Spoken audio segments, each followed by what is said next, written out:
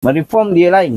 Ni pure form. Sebab dari segi kualiti, dia bukanlah high quality, tapi dia ada function dia. Kalau anda nak buat replika, saya pernah sarankan bagi mereka yang nak buat produk replika, dia boleh buat dengan pure form dulu.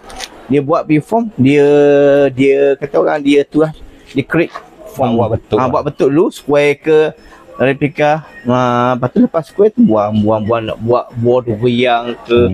Kadang kita tengok buat replika tepi jalan yang dia buat buah manggis, buah durian. Kadang-kadang dia buat dengan pure form dulu. Ada Dia pun salut, dia pun salut dengan fiber. Awak tengok lawanya buah durian lain buah manggis. Dalam tu ni pure form. lebih praktikal, lebih mudah. Dan bila benda awak dapat benda seketul, senang tak awak nak buat okey lah, senang daripada awak nak catung satu.